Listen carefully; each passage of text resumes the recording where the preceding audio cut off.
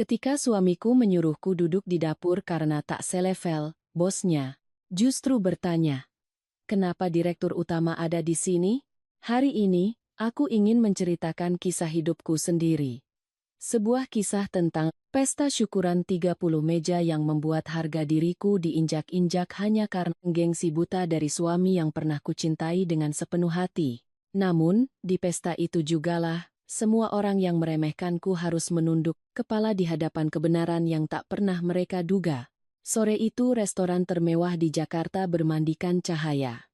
Gerbang utamanya dihiasi rangkaian bunga, dan sebuah spanduk terbentang dengan tulisan yang jelas.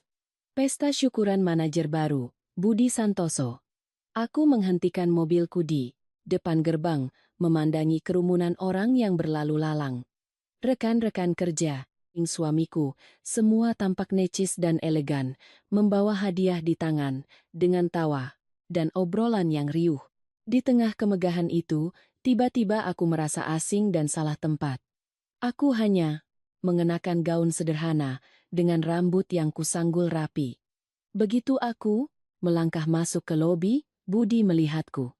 Raut wajahnya seketika mengeras. Ia bergegas menghampiriku dan menarikku ke sudut tersembunyi di balik tirai. Suaranya pelan, tetapi penuh dengan kekesalan. "Kamu ke dapur saja ya? Di atas. Sini semua tamu penting, para bos.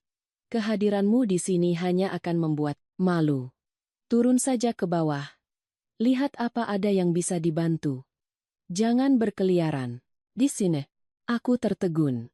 Di hadapanku adalah pria yang pernah berjanji akan melindungiku seumur hidupnya. Kini, ia memperlakukanku seperti seorang pelayan yang tak pantas berdiri di sampingnya.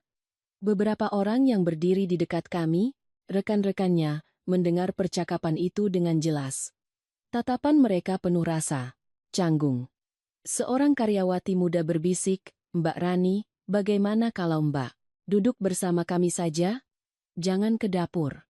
Tetapi Budi membentak, "Tidak perlu. Dia bukan tamu, biarkan saja dia ke bawah." Aku tersenyum getir, suaraku terdengar tenang. "Tenang saja, Mas. Aku tidak akan membuatmu malu."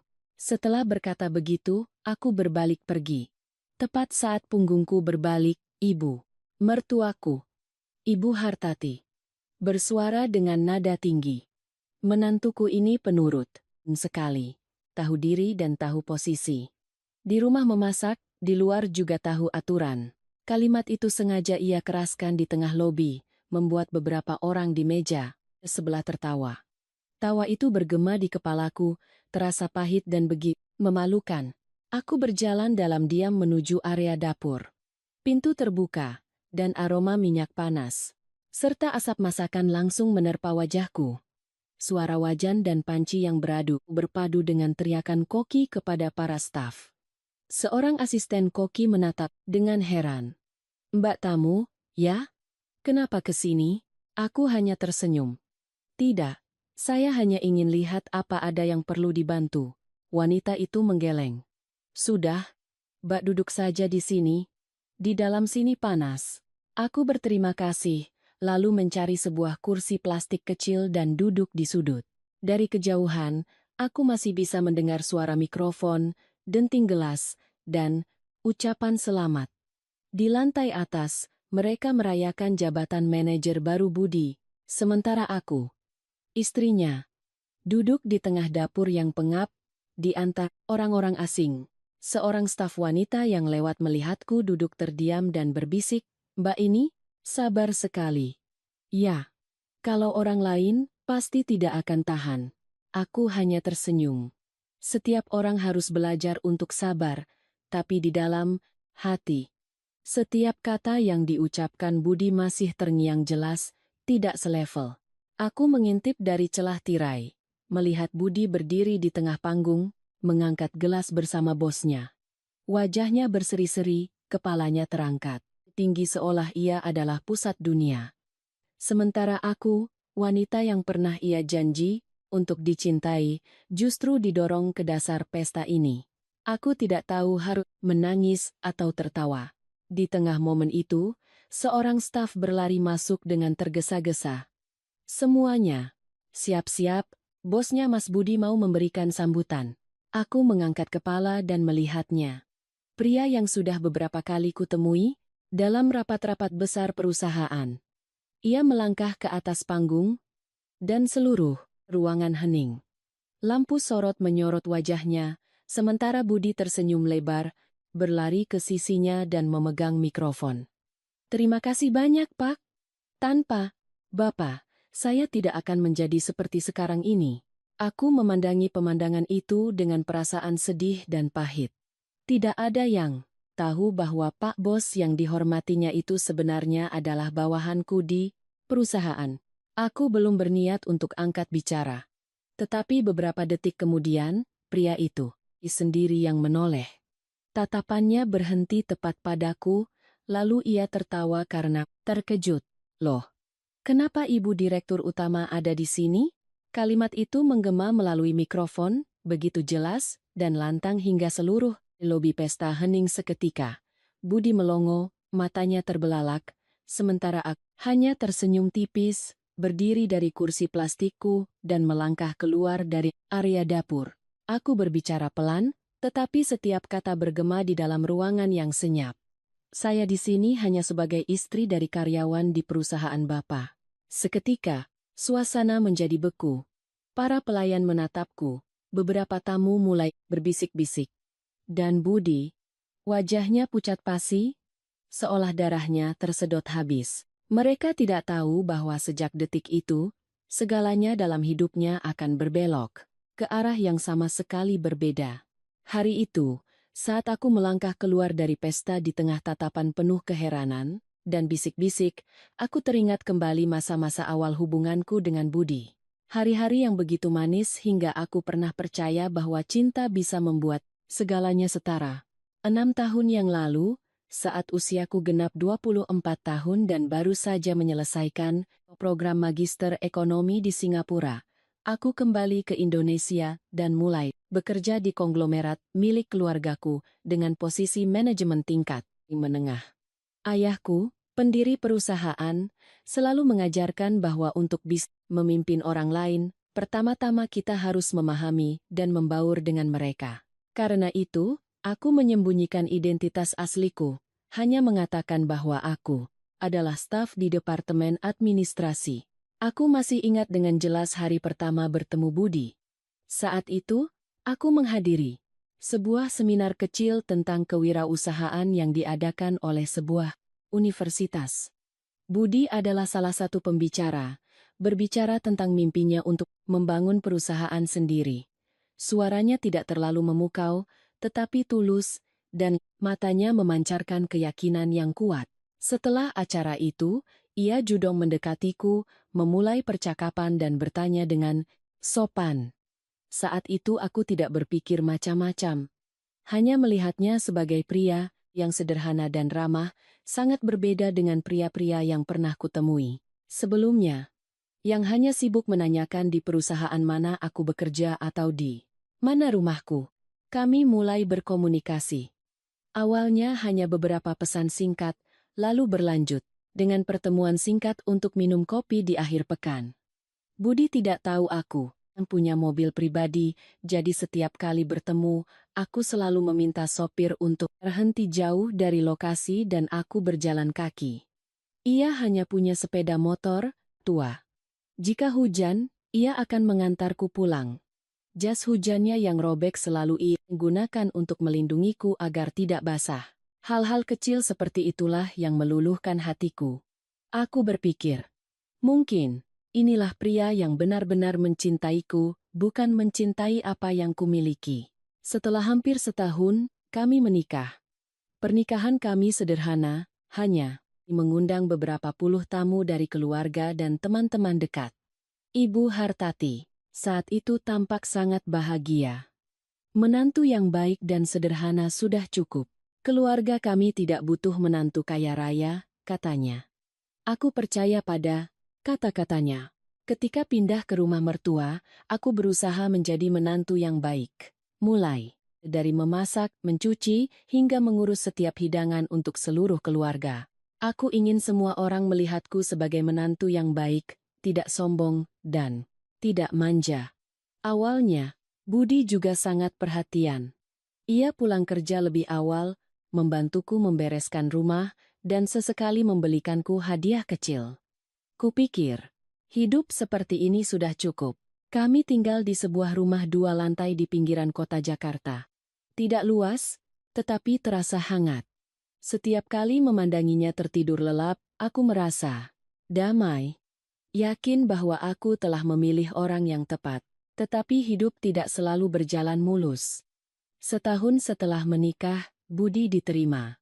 Bekerja di sebuah perusahaan besar di pusat kota. Ia sangat gembira. Dan aku memasak hidangan istimewa untuk merayakannya. Hari itu ia berkata, "Aku akan berusaha keras untuk memberimu kehidupan yang lebih baik. Kamu tidak perlu bekerja keras lagi." Aku menatapnya, hatiku hangat, percaya bahwa itu adalah bentuk perhatian. Namun, belakangan aku baru sadar, itu adalah awal dari sikap meremehkan yang terpendam. Ketika aku mengatakan ingin terus bekerja untuk menjaga kemampuanku, ia menolaknya. "Kamu di rumah saja urus makanan dan rumah. Dengan begitu, aku bisa tenang fokus membangun karier." Aku setuju, berpikir bahwa berkorban untuk suami adalah hal yang benar. Sejak saat itu, hari demi hari, aku menjadi wanita yang hanya berputar di sekitar dapur. Setiap kali ia pulang, makanan sudah siap terhidang. Tetapi alih-alih berterima kasih, ia hanya melirik sekilas lalu memuji orang lain. Istrinya Adi, di kantor pintar sekali memasak, dan juga pandai bicara dengan atasan. Mendengarnya hatiku terasa perih. Aku tidak langsung menyalahkannya, hanya berpikir bahwa tekanan pekerjaan telah mengubahnya. Sementara itu, ibu mertua mulai melontarkan kalimat-kalimat yang menyakitkan. "Perempuan memang tahu apa? Urus dapur saja sudah bagus, tidak usah sok-sokan bergaul di luar, hanya menambah masalah." Aku hanya diam, berharap keharmonisan keluarga tetap terjaga. Selama waktu itu, setiap kali ada acara di perusahaanku, aku tetap memantaunya secara diam-diam. Aku tahu Budi bekerja dengan baik, dan akulah yang secara rahasia mendorong proyek-proyek yang mencantumkan namanya agar lolos tahap persetujuan, sehingga kariernya berjalan mulus. Aku tidak pernah ingin pamer, karena kupikir membantu suami sukses juga merupakan kebahagiaanku. Aku pernah percaya bahwa ketika ia sudah mapan, ia akan melihat ke belakang dan berterima kasih kepada istri yang diam-diam mendukungnya. Tetapi aku salah. Semakin tinggi posisinya, ia menjadi semakin asing. Cara bicaranya berubah, tatapan matanya berbeda, dan suaranya yang dulu penuh percaya diri kini bercampur dengan nada meremehkan. Ibu mertuaku, dari yang dulu memujiku sederhana, kini setiap kali ada tamu datang, ia akan berpura-pura menghela napas. Menantuku ini di rumah seharian, tidak bisa membantu apa-apa untuk suaminya. Aku hanya tersenyum, meskipun hatiku sakit seperti ditusuk. Hari-hari bahagia yang pernah kuhargai perlahan berubah menjadi kenangan yang jauh. Aku masih ingat dengan jelas suatu malam ketika ia baru pulang mabuk setelah minum-minum dengan bosnya. Ia bergumam, "Kalau saja istriku lebih hebat, hidupku tidak akan sesusah ini." Kalimat itu seperti pisau dingin yang menusuk langsung ke jantungku. Aku duduk di samping tempat tidur, memandangi pria yang sedang tertidur pulas itu dengan perasaan hampa. Aku tahu, sejak saat itu, cinta di dalam diriku mulai retak. Setelah malam itu, segalanya antara aku dan Budi berubah secara diam-diam namun nyata. Dia bukan lagi suami yang lembut dan mau mendengarkan seperti dulu. Tatapannya padaku mulai membawa rasa tidak nyaman, bercampur dengan penghinaan, yang mungkin dia sendiri tidak sadari. Pagi hari, aku bangun lebih awal untuk menyiapkan sarapan. Budi makan dengan tergesa-gesa tanpa mau mengangkat kepala. Suatu kali aku bertanya, "Mas mau aku masakan yang lain?" "Pulang kerja Mas, selalu mengeluh bosan dengan masakan rumah." Dia meletakkan sendok dan garpunya dengan keras, suaranya sedingin es. Ya, coba. Kamu lihat bagaimana orang lain melakukannya. Perempuan lain itu cantik dan terampil, tidak seperti kamu yang hanya tahu berdiam di rumah. Kalimat itu membuat tanganku gemetar, tapi aku tetap berusaha tersenyum, mencoba percaya bahwa dia hanya sedang lelah. Ibu mertua yang mendengarnya, bukannya membelaku, malah ikut menimpali. Perempuan di rumah itu harus tahu cara menyenangkan suami. Istri-istri modern sekarang ini sudahlah tidak terampil, keras kepala pula. Kasihan anakku.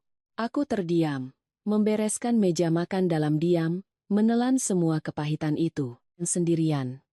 Begitu pintu tertutup di belakangnya, aku duduk. Air mata jatuh, begitu saja tanpa alasan. Sejak Budi naik jabatan menjadi wakil manajer, dia pergi pagi pulang larut, malam.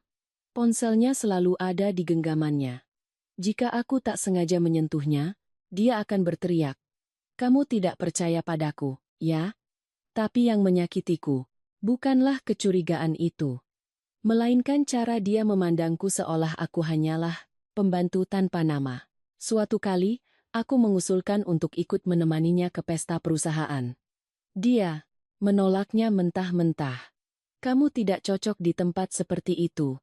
Isinya, orang-orang berpendidikan dan kaya. Aku bertanya balik, Mas lupa kalau aku juga pernah sekolah? Dia tertawa sinis. Sekolah apaan? Di rumah terus-terusan jadi ketinggalan zaman. Kalimat-kalimat seperti itu perlahan menjadi kebiasaan. Setiap kali ada sesuatu yang tidak sesuai keinginannya, dia menyalahkanku. Suatu hari dia ditegur oleh atasannya. Pulang ke rumah dia membentak.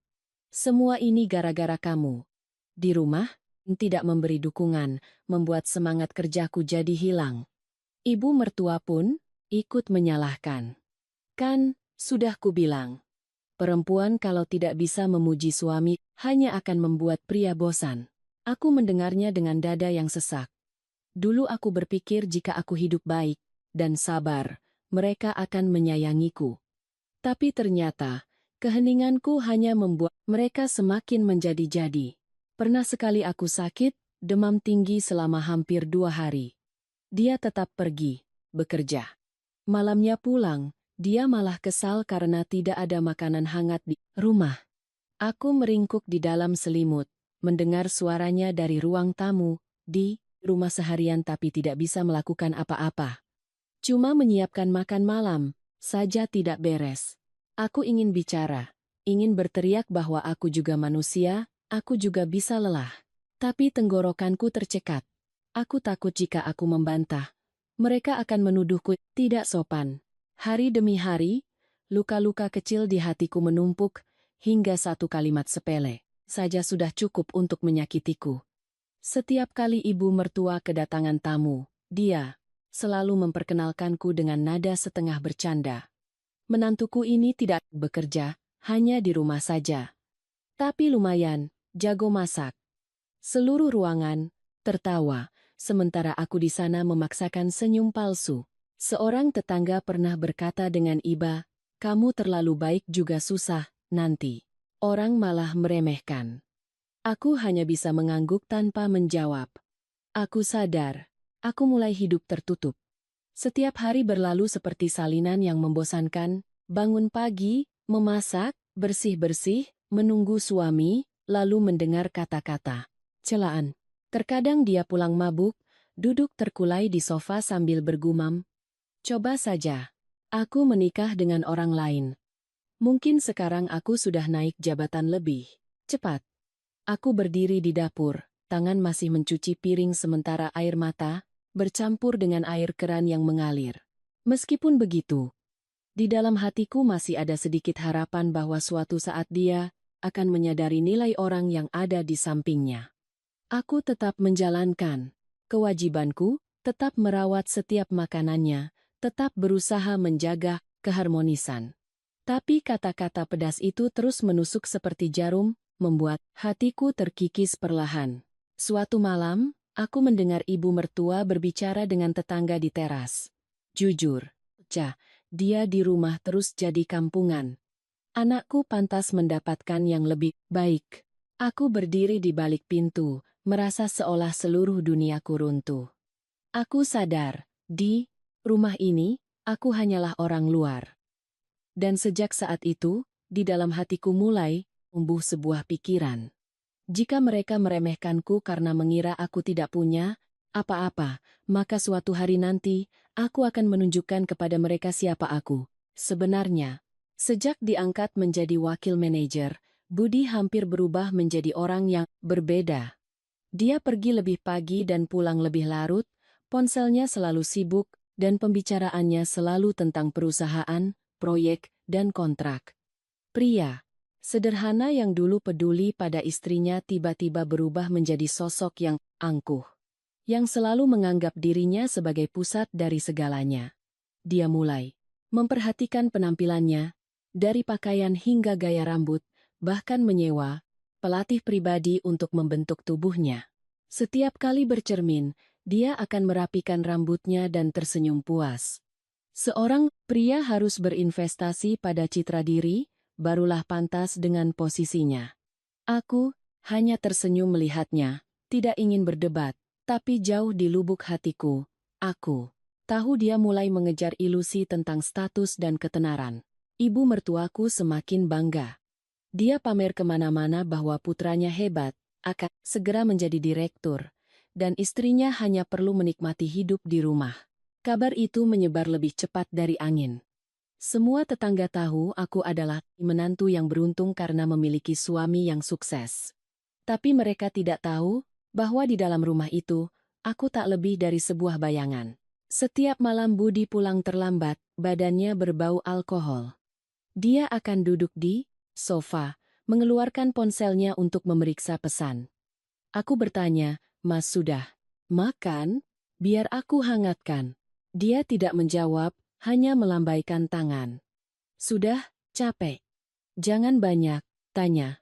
Perlahan, dia tidak lagi berbagi cerita tentang pekerjaannya denganku. Ketika aku bertanya, "Bagaimana perkembangan perusahaanmu akhir-akhir ini?" Dia tertawa, sinis. "Kamu tidak akan mengerti. Urus saja makanan di dapur." Jawaban itu seperti pisau yang mengiris hatiku. Dulu dia pernah berkata, "Selama kamu di sisiku, aku akan memiliki segalanya." Tapi sekarang, sepertinya dia sudah memiliki segalanya dan tidak lagi membutuhkanku. Suatu hari, dia memberitahuku bahwa bosnya ingin datang makan malam di rumah. "Tolong bersihkan rumah." Ya, aku senang. Berpikir ini adalah kesempatan bagi kami untuk lebih dekat. Aku memasak berbagai hidangan lezat, merangkai bunga, dan mempersiapkan segalanya dengan baik. Tapi sore itu, Budi tiba-tiba berkata, "Kamu pulang saja ke rumah ibumu untuk beberapa hari." Bosku itu orangnya pemilih. Aku takut dia melihatmu yang kampungan ini dan menilaiku yang tidak-tidak. Aku tertegun menatapnya. "Apa katamu?" Dia mengangkat bahu. "Aku hanya ingin yang terbaik untukmu, jangan tersinggung." Aku diam, tapi hatiku terasa sesak. Sore itu, aku berkemas dan menginap di rumah sahabatku, Dewi. Saat mobil bos Budi berhenti di depan gerbang, aku tak sengaja melihat plat nomornya. Hatiku mencelos. Itu adalah Pak Wirawan, salah satu manajer senior yang berada langsung di bawahku di perusahaan induk. Aku duduk di rumah Dewi, hatiku tertawa getir. Ternyata, orang yang selama ini dipuja dan dijilat oleh Budi adalah bawahanku sendiri. Setelah pertemuan itu, aku semakin melihat sifat aslinya. Budi bercerita dengan nada sombong, "Bosku sangat menyukaiku. Katanya aku punya bakat kepemimpinan. Orang-orang seperti bosku itulah yang pantas jadi temanku, bukan seperti kamu, yang hanya di rumah sepanjang tahun." Aku menatapnya tanpa berkata apa-apa. Terkadang, diam adalah cara paling bijaksana untuk melihat sifat asli seseorang. Sejak itu, dia mulai bergaul dengan kalangan atas, orang-orang yang dia anggap selevel. Dia mengganti ponselnya, membeli mobil baru, dan mengenakan pakaian bermerek. Aku bertanya dari mana uangnya. Dia membentak, "Kamu tidak mengerti, ya? Pria itu harus punya relasi. Harus berinvestasi pada penampilan. Jangan mengomel seperti perempuan desa. Aku berbalik, menyembunyikan air mata. Dia tidak tahu bahwa sebagian besar proyek yang dia banggakan sebenarnya adalah proyek yang diam-diam aku setujui dari perusahaan ayahku. Aku tidak pernah mau pamer, hanya berharap dia percaya diri dengan kemampuannya sendiri. Tapi kini, dia berdiri dengan angkuh di atas panggung yang diam-diam kubangun untuknya. Perubahan budi membuat kerabat juga mengubah sikap mereka. Setiap kali aku pulang kampung, sepupu-sepupunya akan menggoda, "Wah, Mbak Rani sekarang enak, ya. Punya suami manajer, tidak perlu susah-susah lagi." Ibu mertua pun berkata dengan bangga, "Dia itu beruntung sekali bisa menikah dengan anakku." Aku hanya tersenyum mendengarnya, karena aku tahu kebahagiaan itu hanyalah lapisan tipis yang menutupi kesepian yang tak terhingga. Puncaknya adalah ketika Budi mulai merendahkanku di depan orang lain. Suatu kali saat makan bersama teman-temannya, mereka bertanya apa pekerjaanku. Dia tertawa keras. "Istriku di rumah saja. Kalau keluar, mungkin tidak bisa mengimbangi kalian." Seluruh meja tertawa, sementara aku duduk diam. Aku menatapnya, melihat seorang pria asing. Pria yang pernah kucintai telah lama menghilang.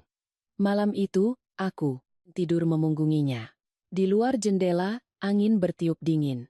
Aku memejamkan mata dan bertanya pada diri sendiri, apakah hati manusia juga seperti cuaca? Sekali berubah, tidak akan pernah kembali seperti semula. Aku tahu, badai yang sesungguhnya baru akan dimulai. Aku masih ingat dengan jelas malam itu, malam di mana semua perasaan di hatiku hancur berkeping-keping. Hari itu adalah hari ulang tahun Budi. Aku bangun pagi-pagi sekali, pergi ke pasar, dan memasak semua makanan kesukaannya, ayam bakar bumbu rujak, gulai ikan, dan sayur lodeh. Aku bahkan memesan kue tart dengan tulisan "Selamat Ulang Tahun" suamiku untuk memberinya kejutan. Seharian aku berharap saat dia pulang nanti, dia akan tersenyum seperti dulu. Namun makanan yang kumasak menjadi dingin hingga larut malam. Hampir pukul 10 malam. Budi baru pulang. Bau alkohol menyengat, kemejanya kusut, dan dasinya longgar. Dia melempar kunci ke atas meja dan tertawa sinis. "Ulang tahun apa di rumah? Tadi seluruh kantor baru saja merayakannya di restoran. Kamu tidak pernah repot-repot." Aku bertanya pelan. "Mas tidak pulang makan denganku? Aku sudah menunggu seharian." Dia melambaikan tangan, suaranya terdengar mabuk. "Di sana ada bos, ada tamu-tamu besar. Di rumah ada apa yang seru?" Kalimat itu terdengar ringan, tapi bagiku lebih berat dari 1000 tusukan pisau. Ibu mertuaku keluar dari kamarnya, mendengarnya, lalu tertawa mengejek. "Anakku, sekarang punya jabatan, harus pandai bergaul. Kalau hanya mendekam di rumah, seperti kamu, tahu apa? Sudah, bereskan saja semuanya, jangan ganggu dia." Aku menatapnya, berusaha tetap tenang. "Bu, aku hanya ingin merayakan ulang tahun suami, apa salah?" Dia melirik sinis. "Kamu tidak tahu diri. Ya? Dia itu manajer, sedangkan kamu hanya ibu rumah tangga. Jangan pamer hal-hal sepele seperti ini." Kalimat itu seperti tetesan air terakhir yang membuat gelas penuh. Aku meletakkan kue tart di atas meja dan tersenyum sedih. Kalau begitu, biarlah aku tidak mengganggu lagi. Lalu aku masuk ke kamar dan menutup pintu dengan keras. Di luar, tawa mereka masih terdengar, menyakitkan dan memilukan. Aku duduk di tepi tempat tidur, memandangi lilin di atas kue yang perlahan padam. Aku merasa hatiku juga mendingin seperti nyala api itu. Keesokan paginya, aku bangun pagi-pagi, membersihkan rumah yang berantakan. Setelah pesta, Budi masih tertidur pulas. Sementara ibu mertua duduk menonton TV, mulutnya tak henti-hentinya mencela. "Jangan kira di rumah itu kamu berjasa. Perempuan yang tidak menghasilkan uang itu tidak punya suara." Aku berbalik dan berkata dengan tenang, aku tidak butuh suara, Bu. Aku hanya butuh dihormati. Dia melotot. Kalau mau dihormati, harus tahu posisimu. Anakku yang menafkahimu, kamu harus tahu diri. Aku terdiam. Ternyata selama bertahun-tahun ini di mata mereka, aku hanyalah seorang penumpang. Semua makanan yang kumasak, semua malam saat aku begadang, menunggunya pulang. Semuanya tidak ada harganya. Malam itu, Budi pulang kerja. Aku bertanya pelan, Mas, apa kamu pernah merasa aku ini benar-benar tidak berguna? Dia mengangkat bahu, bahkan tidak menatapku. Aku tidak bilang tidak berguna, tapi kamu harus tahu diri. Aku bekerja keras, sementara kamu hanya di rumah. Aku menatapnya lama. Tatapanku saat itu mungkin membuatnya sedikit gugup, karena dia membuang muka. Aku berkata pelan, suaraku bergetar. Apa Mas tahu siapa yang menyetujui proyek properti besar untuk perusahaanmu? Dia mengangkat kepala, keningnya berkerut. Apa hubungannya denganmu? Aku tersenyum getir. Orang itu adalah aku. Budi tertawa terbahak-bahak, penuh cemooh. Jangan bicara yang tidak-tidak. Kamu, di rumah saja. Tahu apa tentang menyetujui proyek? Aku hanya menggelengkan kepala, tidak menjelaskan lebih lanjut. Malam itu, aku pergi ke balkon, memandang jalanan yang ramai di bawah lampu-lampu mobil, berbaris tanpa henti. Di dalam hatiku, perasaan sakit sekaligus lega datang bersamaan. Aku sadar, pria yang pernah kucintai telah mati dalam kesombongannya, diri. Aku juga sadar, sudah saatnya aku keluar dari cangkang kelemahanku dan hidup menjadi diriku sendiri.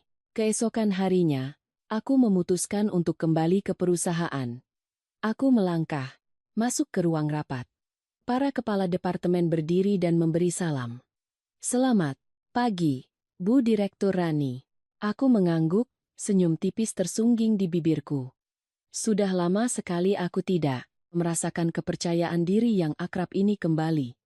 Aku bukan lagi wanita yang diremehkan di rumah itu. Aku adalah diriku sendiri. Seseorang yang bisa berdiri tegak, memimpin, dan menentukan masa depan orang-orang yang pernah meremehkanku. Malam itu ketika aku pulang, aku tidak berkata apa-apa. Budi masih sibuk dengan ponselnya. Dan ibu mertua sibuk pamer kepada tetangga bahwa putranya akan segera naik jabatan. Aku hanya tersenyum. Di dalam hatiku, sebuah rencana mulai terbentuk. Bukan untuk balas dendam, tetapi agar mereka mengerti nilai sebenarnya dari rasa hormat. Dan aku tahu dalam hati, hari di mana mereka harus menunduk meminta maaf, padaku tidak akan lama lagi. 5 tahun berlalu sejak hari aku diam-diam kembali memegang posisi pimpinan di perusahaan keluarga. Waktu yang cukup panjang untuk melihat wajah asli, orang-orang yang pernah berada di sisiku. Cukup lama juga untuk membuatku tumbuh, menjadi lebih kuat, dan belajar menghadapi rasa sakit dengan ketenangan yang dingin. Di luar, di mata mereka, aku tetaplah istri yang penurut, seorang wanita yang sepanjang tahun hanya tahu mengurus dapur dan menunggu suami pulang kerja. Tetapi di duniaku yang sebenarnya, setiap hari aku menandatangani kontrak, bernilai ratusan miliar rupiah, memimpin ribuan karyawan, dan menentukan nasib banyak orang, termasuk suamiku sendiri. Budi masih saja sombong dengan jabatannya sebagai wakil manajer yang baru naik menjadi manajer. Kemajuan kariernya berasal dari proyek-proyek yang aku setujui. Tapi dia sama sekali tidak tahu. Dia percaya bahwa itu semua adalah hasil kerja kerasnya. Aku membiarkan kebanggaan palsu itu memupuk kesombongannya. Karena aku ingin melihat, pada akhirnya, seberapa dalam dia akan jatuh. Suatu pagi, saat aku baru saja menyelesaikan rapat dewan direksi, sekretarisku masuk dan memberitahu, Ibu Rani, ada laporan keuangan dari cabang perusahaan, tempat Pak Budi bekerja. Mereka meminta perpanjangan kontrak selama 6 bulan. Aku melihat tumpukan dokumen itu dan tersenyum tipis. Biarkan saja dulu, jangan ditandatangani. Aku ingin memeriksa sendiri proyek ini. Nama Budi tertera jelas. Sebagai penanggung jawab, aku tidak marah, hanya merasa getir. Ternyata, dia masih hidup bergantung pada keputusan-keputusanku, sementara setiap hari dia masih mengatakan kepada orang lain bahwa istrinya di rumah tidak tahu apa-apa selain urusan dapur. Malamnya, Budi pulang sambil makan malam dan pamer, aku akan semakin dipercaya oleh bos. Mungkin bisa naik jadi wakil direktur. Proyek kali ini pasti disetujui. Aku meletakkan sendok dan garpu, menatapnya. Mas yakin? Dia tertawa sinis. Tentu saja. Orang sepertiku, bos mana yang tidak suka? Aku hanya mengangguk dan tersenyum tipis, membiarkannya tenggelam dalam ilusinya. Sendiri. Malam itu, ibu mertuaku datang ke kamarku, membawa sekantong buah. Besok ibu mau arisan ibu-ibu. Ibu harus ceritakan lagi ke semua orang kalau anak ibu sekarang jadi manajer besar. Semua orang pasti kagum. Aku bertanya pelan, lalu bagaimana denganku, Bu? Apa ada yang mengagumiku? Dia melirikku dan tertawa sinis. Kamu? Apa yang bisa dikagumi dari kamu? Wanita, yang baik itu harus tahu cara berkorban, jangan menuntut lebih dari suaminya. Aku tersenyum tanpa membantah. Di usiaku sekarang, aku mengerti bahwa terkadang, diam lebih menakutkan daripada ribuan kata. Aku terus mengamati Budi dalam pekerjaannya secara diam-diam. Semakin tinggi jabatannya, semakin sombong dia. Saat rapat, bicaranya merendahkan. Bertemu dengan karyawan, dia mencari-cari kesalahan. Suatu kali, ketika Dewan Direksi membutuhkan perwakilan untuk menandatangani persetujuan proyek untuk perusahaannya, aku muncul sebagai direktur utama. Melihatku, Sekretaris Budi terkejut. Ibu Rani, ternyata Anda. Aku hanya meletakkan tangan di atas berkas dan berkata dengan tenang, lakukan saja sesuai prosedur. Aku tidak perlu menjelaskan apa-apa lagi, semuanya akan terungkap pada waktunya.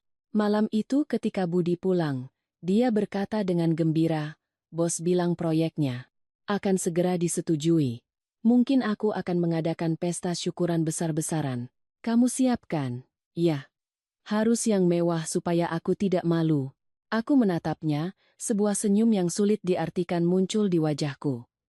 Dia ingin status, jadi biarkan saja dia mencapainya dengan cara yang dia inginkan. Agar nanti dia bisa merasakan sendiri bagaimana rasanya jatuh. Keesokan harinya, aku menandatangani persetujuan untuk bagian awal proyek itu, tetapi sengaja menahan bagian terakhirnya. Bagian terpenting yang menentukan, anggaran. Aku ingin menguji bagaimana dia akan menghadapinya ketika menyadari bahwa orang yang memegang nasibnya tidak lain adalah istri yang selalu dia remehkan. Hari itu aku bertemu dengan Dewi, sahabatku yang dulu pernah memberiku tumpangan. Dia mendengar ceritaku dan tertawa. Kamu yang begitu sabar masih bisa tenang? Kalau aku sudah kubongkar semuanya dari dulu. Aku hanya menjawab, tidak perlu ribut. Ada kejatuhan yang akan mengajarkan pelajaran yang tidak akan pernah mereka lupakan. Dalam perjalanan pulang, aku memandang keluar jendela mobil. Langit di akhir tahun tampak cerah. Tiba-tiba hatiku terasa ringan. 5 tahun yang lalu, aku pernah merasa sakit hingga sesak napas karena dihina. Tapi sekarang, aku bisa berdiri berhadapan dengan orang-orang yang pernah menganggapku rendah tanpa merasa terluka sedikit pun. Hanya ada perasaan tenang bercampur sedikit penantian.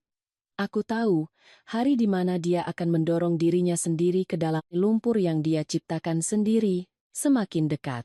Suatu pagi di akhir pekan, saat aku sedang memeriksa rencana sumber daya manusia, telepon berdering. Itu suara Budi. Terdengar sangat gembira. Sayang, akhir bulan ini aku resmi diangkat jadi manajer. Aku berencana mengadakan pesta besar, mengundang kerabat, teman-teman, dan juga bos. Kamu siapkan semuanya? Ya.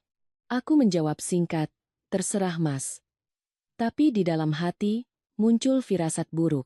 Setiap kali Budi tampak lebih bahagia, itu artinya di dalam kepalanya ada rencana yang akan menyakiti orang lain. Beberapa hari kemudian, dia membawa pulang setumpuk undangan tebal, meletakkannya dengan keras di atas meja. 30 meja, masing-masing 10 orang. Harus megah, sesuai dengan posisiku.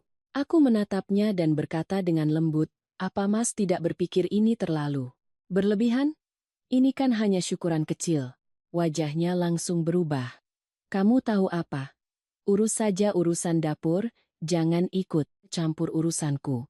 Setelah itu, dia berbalik pergi, meninggalkanku sendirian dengan secangkir teh yang sudah dingin. Malam itu, ibu mertuaku datang, membawa hadiah, mulutnya tak henti-hentinya bicara. "Anakku akan mendapat penghargaan dari bos, wajar kalau mengadakan pesta besar. Oh ya, Rani, nanti di pesta jangan pakai baju yang mencolok. Nanti orang kira kamu pamer, mengerti?" Aku tersenyum dan menjawab, "Iya Bu, aku mengerti. Aku akan berpakaian sesuai dengan level yang ibu pikir pantas untukku." Dia mengangguk, sama sekali tidak menyadari sindiran dalam kata-kataku. Selama seminggu berikutnya, Budi menghabiskan hampir seluruh waktunya untuk mempersiapkan pesta. Dia memesan restoran termewah di kota, menyewa ban, dan membeli setelan jas baru. Saat mencoba jas di depan cermin, dia bertanya padaku, seperti memberi perintah. "Nanti di pesta kamu di bawah saja bantu-bantu, melayani tamu, ya. Jangan duduk di atas, nanti orang banyak bertanya." Aku mengangkat kepala, tatapanku menjadi dingin. "Mas menyuruhku duduk di dapur?" Dia mengangguk, suaranya terdengar enteng. "Iya, kamu lebih cocok di sana. Di lobi semuanya bos-bos besar, orang sepertimu tidak akan terbiasa." Aku terdiam cukup lama, lalu berkata pelan, "Baik. Apa yang Mas mau, akan aku lakukan." Dia tersenyum, mengira aku sudah pasrah seperti biasa. Dia tidak tahu bahwa ketenanganku adalah gelombang bawah laut yang siap menenggelamkannya. Hari pesta tiba. Restoran penuh sesak, tamu-tamu ramai berdatangan, suara tawa dan obrolan memenuhi lobi. Aku datang lebih awal, mengenakan gaun panjang, sederhana berwarna krem, rambut disanggul rapi, dengan riasan tipis. Begitu melangkah masuk, Budi mengerutkan kening dan menarikku ke sudut. "Sudah," ku bilang, "kamu ke dapur saja, jangan berkeliaran di sini. Nanti ditertawakan orang." Aku bertanya pelan, "Mas takut aku membuatmu malu, ya?" Dia membentak, "Bukan takut tapi ini demi kebaikanmu. Menjauhlah sedikit biar aku tenang." Aku menatapnya, tersenyum getir. "Baiklah, aku tidak akan membuatmu malu." Lalu, aku berbalik dan berjalan menuju dapur. Ibu mertuaku yang berdiri di dekat situ mendengar percakapan kami dan langsung berkata dengan keras, "Menantuku ini, penurut sekali, tahu diri. Perempuan kalau tidak tahu posisinya hanya akan membuat suami malu." Beberapa orang di sekitarnya tertawa. Aku terus berjalan dalam diam, tapi hatiku bergejolak. Di dapur, bau asap dan minyak goreng menyatu, terasa panas dan pengap. Beberapa staf menatapku dengan aneh, mengira aku adalah salah satu pekerja. Seorang gadis muda bertanya pelan, "Mbak ini kerabat siapa?" "Ya." Aku menjawab lembut, "Istri dari manajer yang sedang merayakan syukuran hari ini." Gadis itu tertegun, matanya membelalak. "Benarkah? Kenapa Mbak di sini?" Aku tersenyum, suaraku tenang. "Karena suamiku bilang, aku tidak selevel dengan tamu-tamu di atas sana." Saat itu, aku mendengar suara mikrofon dari lobi. Suara MC terdengar riang. "Kami persilakan, Bapak Budi, tokoh utama kita malam ini, untuk naik ke atas panggung memberikan sambutan dan memperkenalkan tamu kehormatan." Tepuk tangan riuh terdengar. Aku melangkah ke pintu dapur, mengintip melalui kaca. Dia berdiri di tengah panggung, mengenakan jas rapi, senyum puas menghias wajahnya. Di sampingnya ada ibu mertuaku, wajahnya berseri-seri seolah sedang menyaksikan puncak kehidupan. Dia mengangkat gelas anggur, suaranya lantang. "Hari ini adalah hari yang istimewa bagiku. Terima kasih kepada atasan dan rekan-rekan yang selalu percaya padaku. Tanpa kalian semua, aku tidak akan menjadi seperti sekarang. Seluruh ruangan bertepuk tangan. Musik mengalun. Aku berdiri diam memandangi pemandangan itu. Hatiku terasa hampa. Tiba-tiba, seorang staf mendekat dan berbisik, "Bosnya Mas Budi baru saja tiba, Mbak." Aku sedikit terkejut. Nama orang itu membuatku ingin tertawa. Itu adalah Pak Wirawan, manajer cabang yang berada langsung di bawahku, atasan yang selama ini dipuja dan dijilat oleh Budi, dan juga orang yang pernah datang ke rumahnya, yang membuatku harus menyingkir agar tidak membuatnya malu. Aku melangkah lebih dekat ke arah lobi. Cahaya lampu keemasan memantul di wajahku. Jantungku berdetak lebih lambat teratur. Semuanya sudah siap. Aku tahu. Hanya dalam beberapa menit lagi, drama yang telah dia bangun selama 5 tahun akan berakhir di hadapan ratusan orang, melalui ucapan bawahanku sendiri. Tepat setelah MC selesai berbicara, pintu utama restoran terbuka. Pak Wirawan, manajer cabang yang selalu diagungkan oleh Budi, melangkah masuk diiringi tepuk tangan meriah. Dia mengenakan setelan abu-abu, berjalan dengan mantap, dan senyum ramah menghiasi wajahnya. Budi segera berlari menyambutnya, membungkuk dengan hormat. "Selamat malam, Pak. Terima kasih banyak sudah meluangkan waktu berharga Bapak untuk datang ke acara saya." Pak Wirawan tersenyum ramah. "Karyawan hebat sepertimu, bagaimana mungkin saya tidak datang?" Lalu dia menoleh ke MC dan memberi isyarat. "Beri saya waktu beberapa menit untuk berbagi dengan semuanya." Budi sangat gembira, menyerahkan mikrofon kepada atasannya lalu berdiri di sampingnya dengan sikap hormat dan wajah bangga. Seluruh ruangan hening. Pak Wirawan mulai berbicara tentang semangat kerja, tentang usaha Budi, dan tentang kepercayaan yang diberikan atasan kepada bawahannya. Semua orang mendengarkan dengan saksama. Wajah Budi berseri-seri, senyumnya tak kunjung pudar. Dia mengangkat gelasnya untuk bersulang dengan bosnya. "Saya harus berterima kasih pada Bapak. Tanpa Bapak, saya tidak akan menjadi seperti sekarang ini." Kalimat itu membuatku, yang berdiri di dekat pintu dapur, tersenyum tipis. Sebuah ucapan terima kasih yang sombong, yang tanpa sadar membuka tirai untuk kejatuhan terbesar dalam hidupnya. Pak Wirawan tertawa, menjauhkan mikrofon, bersiap untuk mengatakan beberapa kalimat lagi. Tiba-tiba, pandangannya terhenti. Dia menatap ke arahku, tempat aku baru saja melangkah keluar dari bayang-bayang dan berdiri di dekat panggung. Lampu sorot menerpa wajahku. Ekspresinya berubah dari terkejut menjadi benar-benar kaget. Dia menurunkan gelasnya, melangkah maju, dan suaranya terdengar penuh keheranan. "Loh, kenapa Ibu Direktur Utama ada di sini?" Seluruh ruangan seolah membeku. Musik berhenti. Suara sendok dan piring yang beradu pun lenyap. Semua orang menoleh kebingungan, mencari siapa Direktur Utama yang dimaksud. Lampu sorot kini menyorotku. Aku masih berdiri di sana. Dengan tenang, mataku tertuju pada Budi yang tubuhnya kaku dan mulutnya menganga. Pak Wirawan tersenyum ringan, mungkin mengira aku datang sebagai tamu kejutan, lalu melanjutkan. "Ibu Direktur Rani datang ke acara ini, sungguh suatu kehormatan bagi perusahaan kita. Apa Ibu sedang ekspansi ke bisnis restoran juga?" Sekarang, kalimat setengah bercanda itu terdengar sangat jelas melalui mikrofon, membuat suasana di lobi membeku. Budi, yang berdiri di samping atasannya, wajahnya pucat, pasi, bibirnya bergetar. "Pak, Bapak bicara apa?" "Direktur siapa, Pak?" Aku berjalan perlahan ke depan. Suaraku tenang tapi cukup jelas untuk didengar semua orang.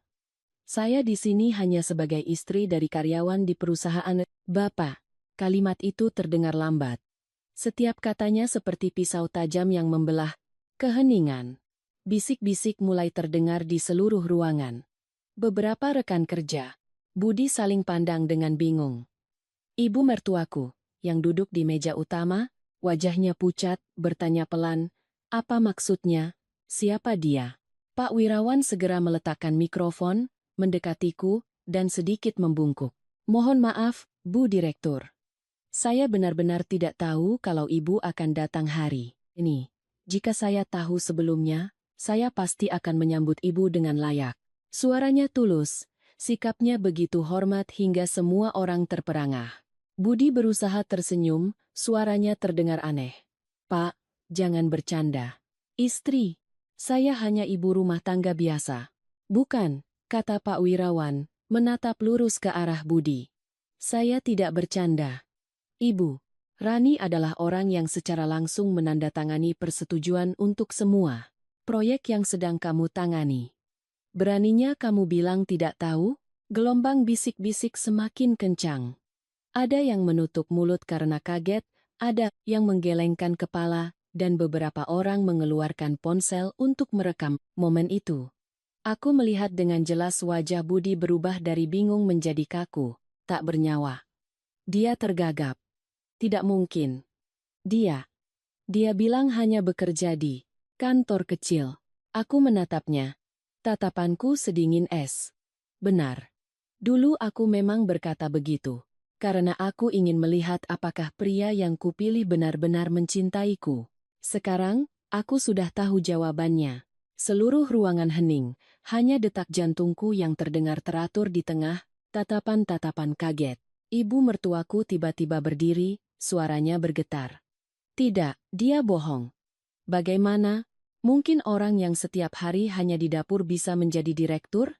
Pak Wirawan menatapnya, sedikit mengernyitkan dahi. "Ibu boleh tidak percaya, tapi seluruh perusahaan saya tahu bahwa itu adalah kebenaran." Aku memandang berkeliling, mataku menyapu ratusan wajah. Mereka yang pernah menertawakanku, mereka yang pernah meremehkanku, kini semua menunduk. Aku menoleh ke Budi, suaraku pelan tapi menggema. "Dulu kamu bilang aku tidak selevel denganmu. Hari ini, kamu sudah lihat apa itu level?" Budi berdiri di sana gemetaran, tangannya terkepal, bibirnya tak mampu mengucapkan sepatah kata pun. Pak Wirawan kembali ke panggung dan berkata singkat, "Mohon maaf semuanya. Sepertinya saya telah membuat pesta ini menjadi lebih berkesan dari yang direncanakan." Dia tersenyum, lalu membungkuk hormat padaku sebelum pergi. Aku masih berdiri di sana, di tengah tatapan ratusan orang. Bisik-bisik kembali. Terdengar kali ini penuh dengan kekaguman dan kebingungan. Sementara Budi, dia menunduk dalam-dalam. Senyum paksanya telah hilang, hanya menyisakan rasa malu yang luar biasa.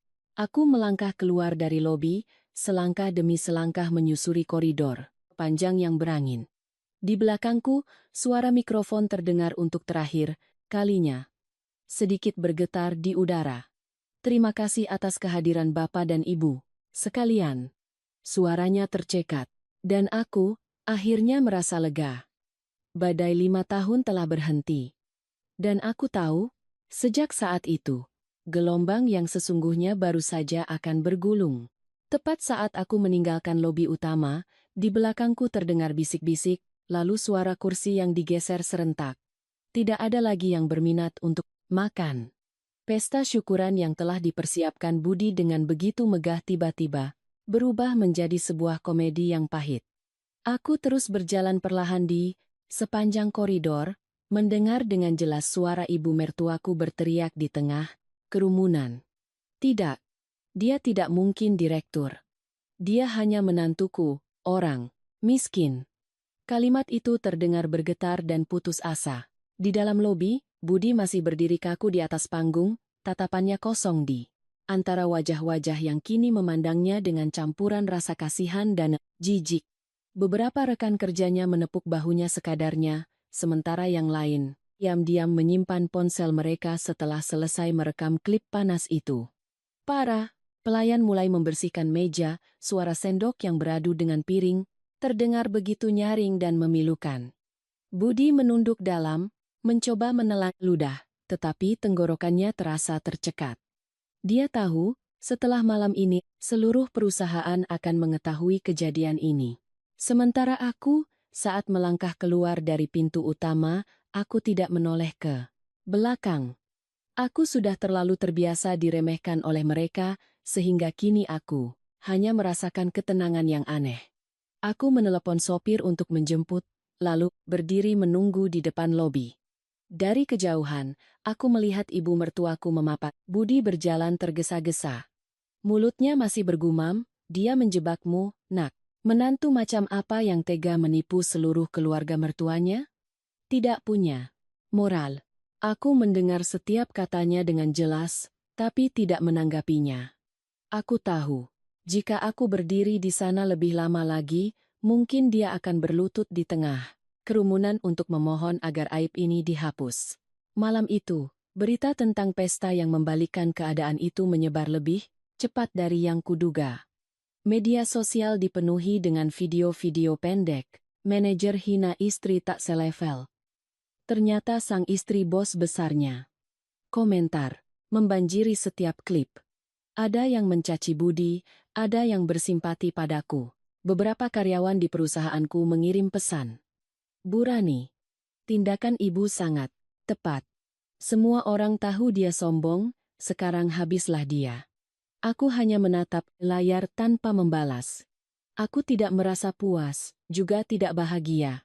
Perasaanku saat ini seperti seseorang yang telah berdiri di tepi jurang, melihat kembali jalan panjang yang pernah kujalani dengan merangkak demi orang yang tidak pantas. Dini hari, Budi meneleponku. Suaranya serak. Rani, tolong dengarkan aku. Kejadian hari ini. Aku benar-benar tidak tahu. Aku minta maaf, aku salah. Aku menjawab singkat. Tidak ada yang perlu dibicarakan. Kamu hanya baru saja melihat siapa aku sebenarnya. Dia terisak. Jangan buat aku kehilangan pekerjaan. Aku mohon padamu. Dan, bagaimana dengan ibu? Aku diam, lalu menutup telepon. Aku tahu permintaan maaf itu bukan berasal dari penyesalan, melainkan dari rasa takut. Keesokan paginya, aku datang ke kantor seperti biasa. Semua orang menatap dengan pandangan campur aduk antara kagum dan segan. Sekretarisku mendekat dan menyerahkan setumpuk laporan. Bu Rani, pihak perusahaan cabang tempat Pak Budi bekerja mengirimkan permohonan perpanjangan kontrak. Aku hanya mengangguk pelan. Jadwalkan rapat dengan tim hukum. Kita perlu meninjau kembali kualifikasi manajemen mereka. Kalimat lembut itu cukup membuat seluruh ruangan hening. Aku tahu, mulai hari ini, nasib karier Budi tidak lagi berada di tangannya. Sore harinya, ibu mertuaku tiba-tiba muncul di depan kantorku. Dia berpakaian rapi, wajahnya pucat dipoles bedak tebal, dan memaksakan senyum canggung. Ibu, minta maaf, nak. Waktu itu ibu tidak tahu. Jangan marah, ya. Kasihan Budi, dia hanya salah bicara. Aku mempersilakannya duduk, menuangkan teh, dan berkata dengan tenang, Ibu, tidak perlu minta maaf. Aku tidak marah. Hanya saja semuanya sudah jelas. Budi memilih jalan hidupnya sendiri, aku hanya membiarkannya menanggung akibatnya. Suaranya bergetar. Kalau dia kehilangan pekerjaan, bagaimana dia akan hidup, nak? Seluruh keluarga bergantung padanya. Aku meletakkan cangkir teh di atas meja, menatap lurus ke matanya. Seumur hidup, ibu meremehkanku karena mengira aku tidak punya apa-apa. Sekarang aku katakan, yang sebenarnya, sebaiknya ibu ajari putramu untuk belajar menghormati orang lain sebelum terlambat. Dia tertegun, kedua tangannya saling menggenggam erat, air matanya mulai jatuh. Aku tidak ingin memperpanjangnya lagi. Aku berdiri dengan sopan dan mengantarnya ke pintu. Ketika pintu tertutup, hatiku terasa ringan. Bukan karena kemenangan, tetapi karena akhirnya aku telah melepaskan diri dari belenggu penghinaan mereka. Selama bertahun-tahun, malam itu, Budi tidak pulang. Aku tahu dia tidak akan berani menghadapiku. Sementara aku, untuk pertama kalinya setelah sekian tahun, bisa tidur nyenyak, tanpa mimpi buruk. Suara hujan di luar terdengar deras, tapi di dalam hatiku, terasa begitu tenang. Aku sadar, ini belum berakhir. Gelombang yang kumulai hari Ini baru saja mulai menyebar, dan ia akan menyapu bersih semua yang pernah dia banggakan. Setelah malam itu, aku tidak lagi mendengar suara Budi di rumah. Lampu kamarnya masih menyala hingga larut malam. Tetapi itu adalah cahaya dingin dari ponsel dan keputusasaan. Beberapa hari pertama, dia diam membisu. Pada hari keempat, aku menerima surat pengunduran dirinya yang dikirim melalui Departemen SDM. Tanpa perlu membaca, aku sudah tahu alasannya. Guncangan di pesta itu telah membuatnya kehilangan muka, dan perusahaan tidak bisa mempertahankan seorang manajer yang tidak jujur dan kehilangan kredibilitas. Kukira dia akan menghilang dalam diam, tapi ternyata tidak. 2 hari kemudian, dia berdiri di depan pintu kantorku, tangannya terkepal, matanya cekung. Karyawan panik dan berlari masuk. Ibu direktur, ada seseorang yang mengaku. Suami ibu menunggu di lobi. Aku mengangkat kepala. Suaraku tenang. Persilakan dia pulang. Jika membuat keributan, minta bantuan keamanan. Tapi dia tidak mau pergi. Saat aku keluar, dia langsung mendekat, suaranya parau.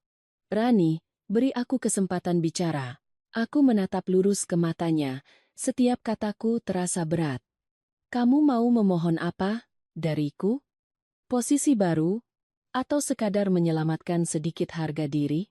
Budi menunduk, suaranya tercekat. Aku tahu aku salah. Aku sudah kehilangan segalanya. Aku hanya minta tolong kamu bicara pada atasan agar aku masih punya kesempatan. Aku tersenyum tipis, senyum yang bukan lagi marah, melainkan kasihan. Atasanmu. Siapa? Aku. Dia terdiam. Aku melanjutkan. Kamu kehilangan pekerjaan bukan karena aku, tapi karena dirimu sendiri.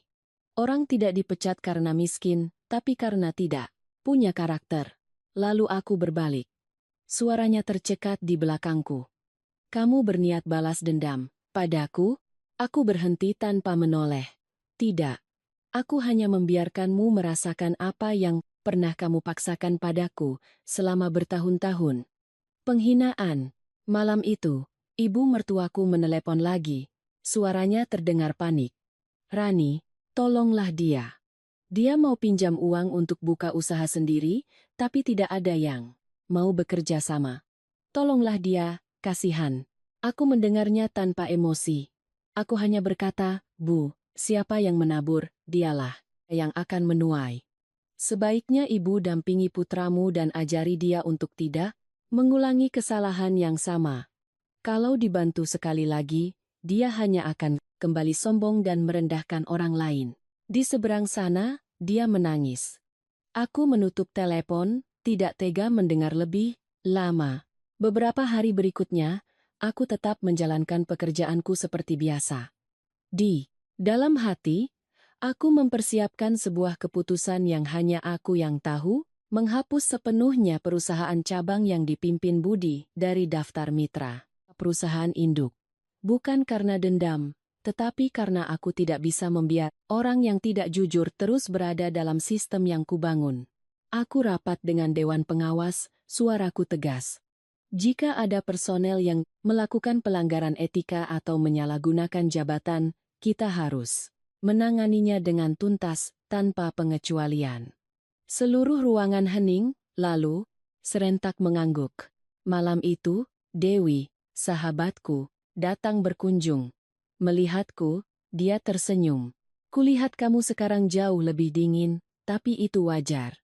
Terlalu baik, orang malah menganggapmu lemah. Aku menuang teh, tersenyum tipis. Aku tidak balas dendam, hanya mengembalikan semuanya ke tempat yang semestinya. Dewi menghela napas. Tapi Budi sepertinya tidak akan tahan lagi. Aku diam. Mataku memandang ke balkon. Cahaya kota terpantul di kaca, berkilauan, namun terasa asing.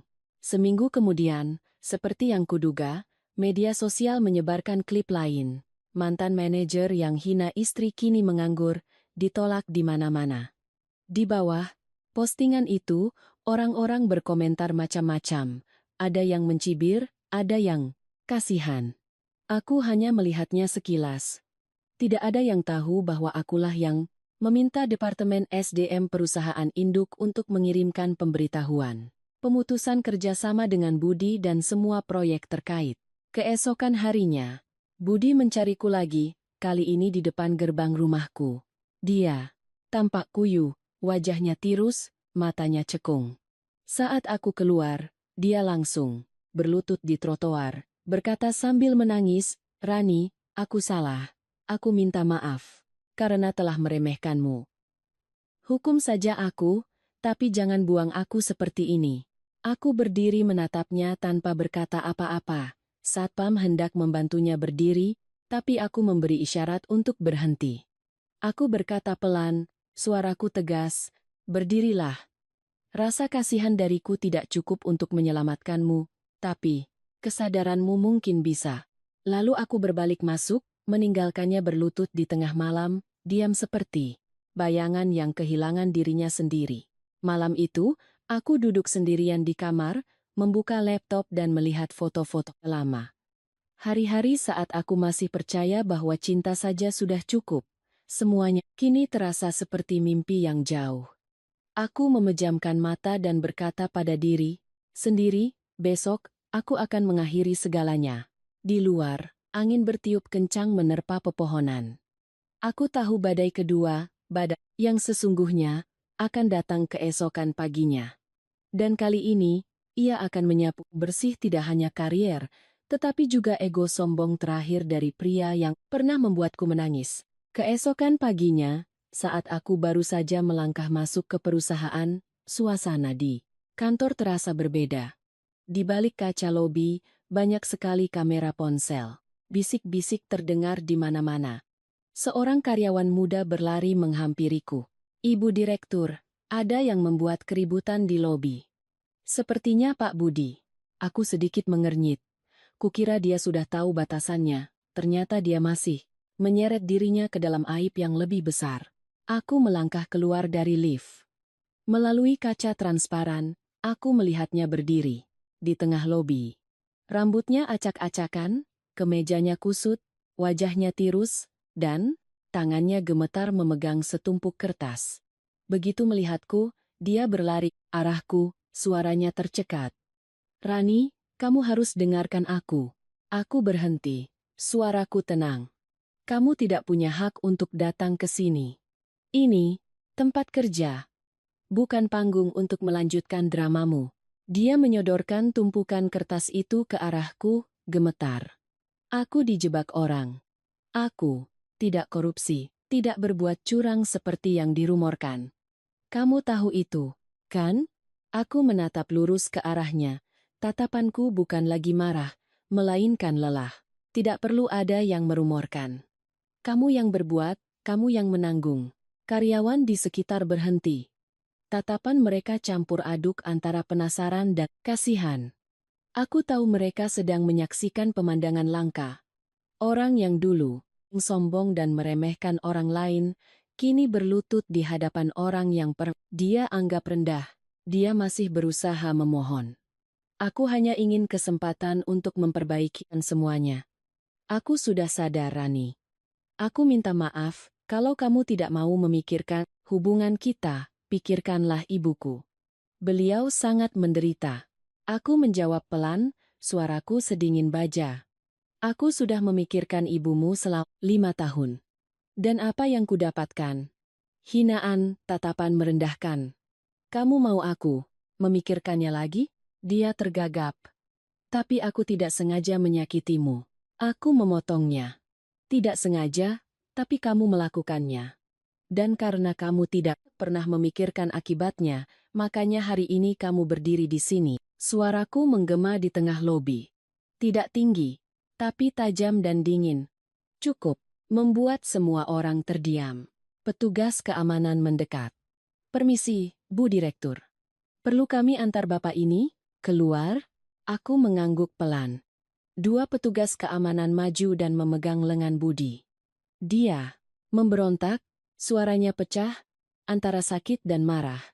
"Kamu kira karena kamu punya uang dan kekuasaan, kamu bisa menginjak-injak siapa saja? Kamu juga hanya seorang wanita, Rani." Aku menatapnya. Tatapanku tenang. Kamu benar. Aku seorang wanita. Tapi, setidaknya, aku tidak lupa siapa diriku sebelumnya. Kalimat itu membuatnya terdiam. Matanya yang memerah lalu meronta saat diseret pergi. Seluruh lobi hening, hanya suara langkah kakinya yang menggema. Saat pintu lift tertutup, beberapa karyawati menghela napas. Salah satu dari mereka berbisik. Saya belum pernah melihat ibu sekuat ini. Aku tersenyum tipis. Kuat? Tidak. Hanya saja, aku tidak punya pilihan lain. Selain berhenti menjadi lemah. Siang harinya, berita itu sudah menyebar di jaringan internal perusahaan. Mantan manajer anak perusahaan membuat keributan di perusahaan induk, diamankan oleh petugas. Foto-fotonya saat diseret keluar tersebar dengan cepat.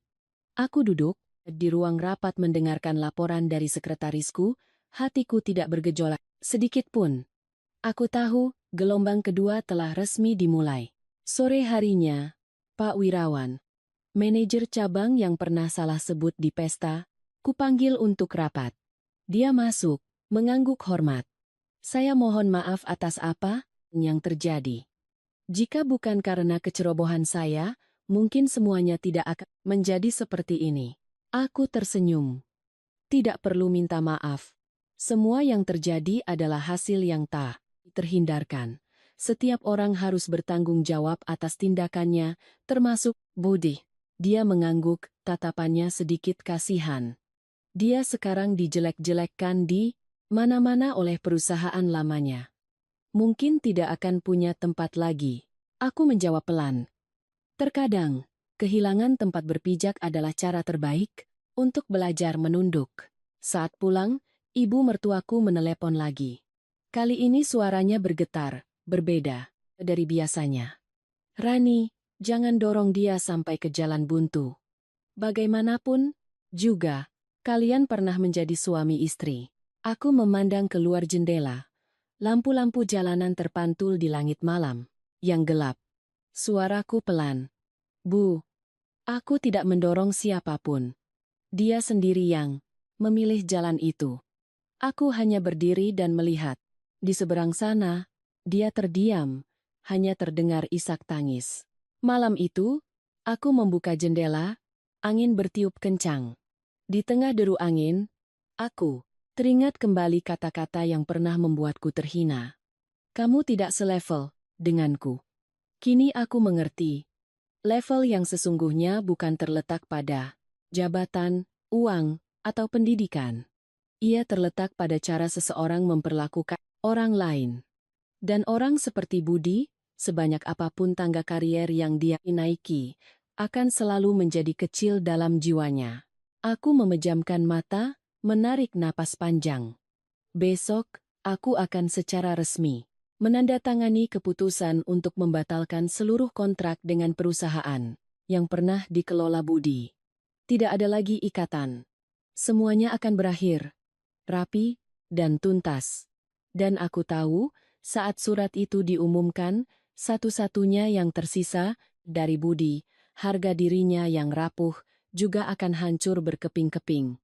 Pagi itu, langit kelabu seolah memberi pertanda akan sesuatu yang akan pecah. Aku duduk di ruang rapat besar perusahaan. Di hadapanku ada surat keputusan, pemutusan kontrak kerjasama dengan anak perusahaan yang pernah dipimpin oleh Budi. Setiap kata dalam dokumen itu terasa tajam dan rapi, seperti sebuah titik akhir untuk sebuah babak lama dalam hidupku. Aku menandatanganinya. Suara pena di atas kertas terdengar kering dan tegas. Saat itu juga, aku tahu masa laluku dengan pria itu telah resmi berakhir. Pada saat yang sama, di sudut lain kota, Budi sedang duduk di sebuah kafe tua, tempat kami dulu sering berkencan. Di hadapannya, layar ponsel menyala dengan sebuah notifikasi. Perusahaan induk resmi membatalkan seluruh kontrak dengan anak perusahaan. Aku dengar, dia duduk terdiam untuk waktu yang sangat lama. Cangkir kopinya mendingin, tangannya yang gemetar menggenggam ponsel itu, lalu membantingnya ke lantai. Semua kemewahan yang pernah ia banggakan lenyap dalam sekejap. Sore harinya, Saat aku sedang bekerja, resepsionis memberitahuku. Bu Direktur, Pak Budi datang lagi. Kali ini sepertinya mabuk. Aku mengangkat kepala. Melalui kaca, aku melihat bayangannya yang sempoyongan, berdiri di depan gerbang utama. Kemejanya kotor, matanya merah. Staf mencoba menghalanginya, tapi dia meronta. Aku hanya ingin bertemu istriku, 5 menit saja. Suaranya serak dan parau karena alkohol. Aku melangkah keluar, tenang hingga terasa dingin. Dia berjalan terhuyung-huyung ke arahku, tersenyum miring. Selamat, ya, Direktur Rani yang hebat. Kamu puas. Sekarang, kamu menang. Aku menjawab pelan. Tidak ada yang menang. Kita hanya baru saja saling melunasi utang. Dia tertawa keras, air mata bercampur keringat. Kamu pikir kamu lebih hebat karena punya kekuasaan? Tapi kamu tidak punya hati. Aku menatapnya, suaraku tegas. Kalau aku masih punya hati, itu sudah kamu injak-injak sampai hancur sejak lama. Suara petugas keamanan terdengar dari belakang, tapi aku memberi isyarat agar mereka tidak ikut campur. Aku ingin dia mengatakan semua yang ingin dia katakan. Dia berlutut di anak tangga, suaranya tercekat. Aku sudah kehilangan segalanya, Rani. Kehilangan pekerjaan, kehormatan, bahkan kehilanganmu. Aku tidak punya apa-apa lagi. Aku menunduk, tatapanku tenang. Kamu belum kehilangan segalanya. Yang kamu hilangkan hanyalah ilusi. Hal-hal yang nyata tidak pernah kamu hargai, jadi itu tidak bisa disebut kehilangan. Orang-orang di sekitar mulai berkumpul. Ada yang kasihan, ada yang berbisik. Kasihan sekali dia. Tapi di mataku, tidak ada lagi rasa kasihan yang cukup untuk menghapus 5 tahun penghinaan yang pernah kuterima. Dia mengangkat kepala, wajahnya basah oleh air mata, suaranya terisak. Rani, beri aku kesempatan. Aku benar-benar menyesal.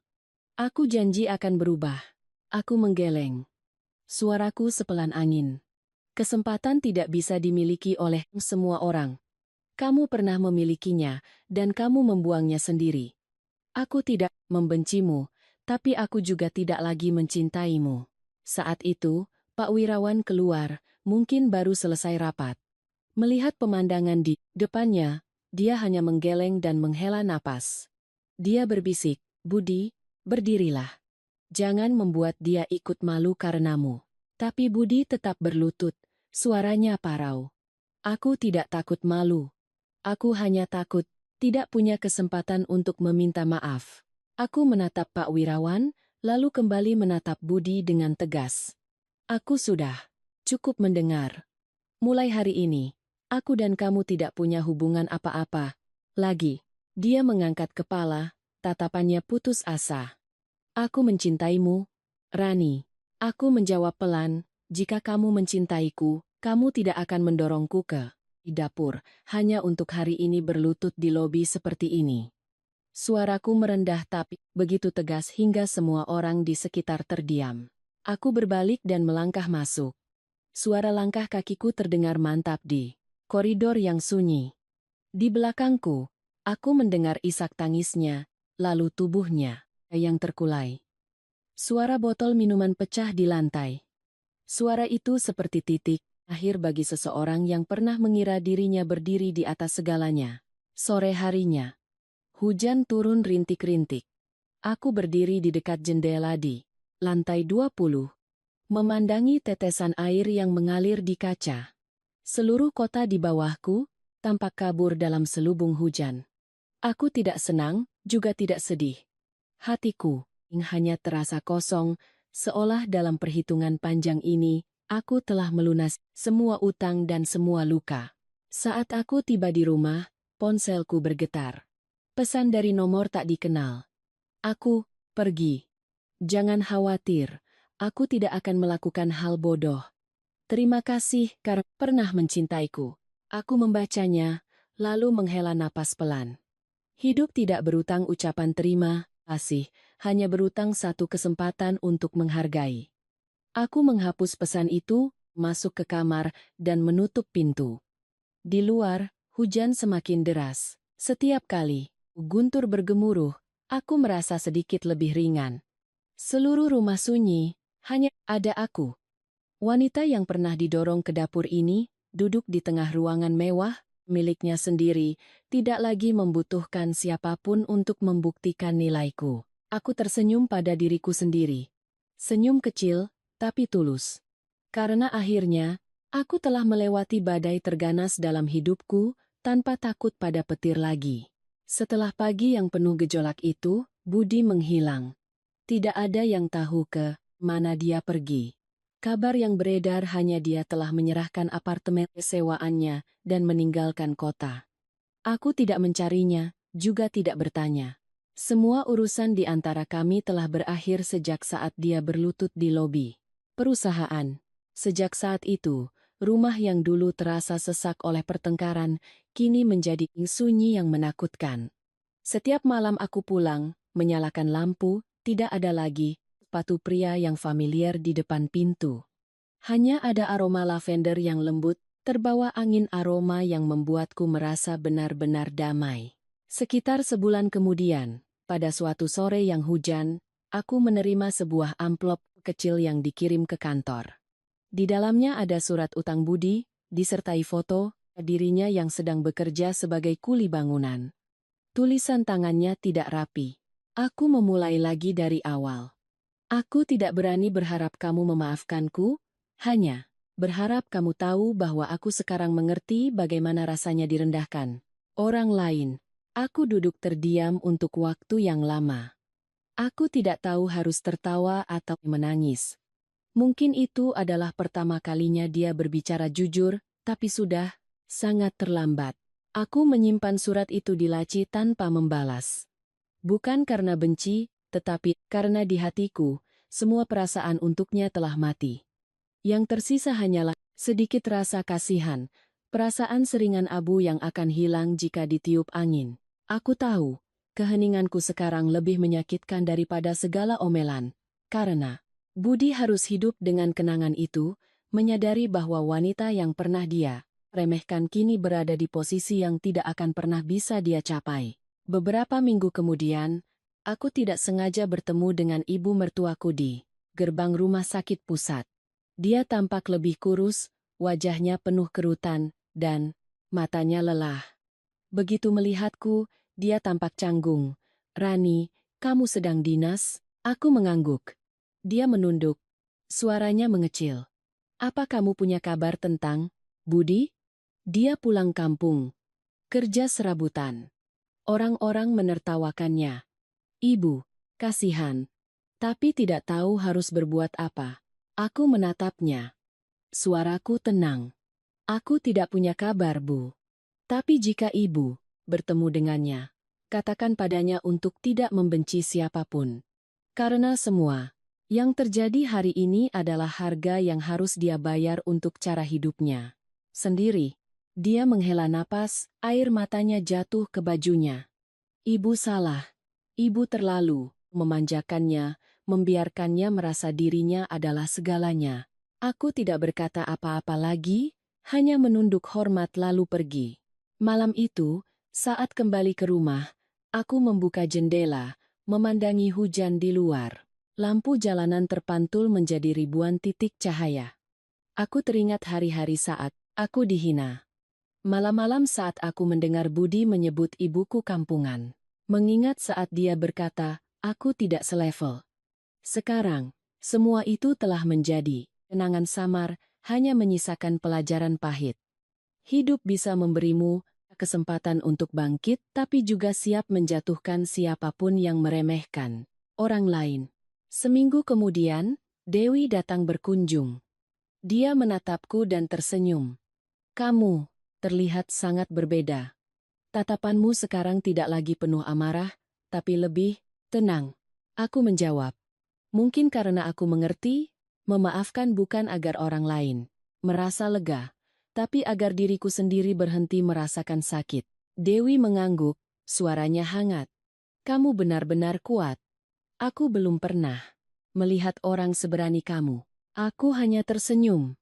Sebenarnya aku tidak kuat sama sekali. Aku hanya tidak punya pilihan lain selain harus berdiri. Beberapa bulan berlalu, aku mendengar kabar Budi mengalami kecelakaan kecil di lokasi proyek. Dia dirawat di puskesmas, tapi tidak parah. Aku tidak menjenguknya.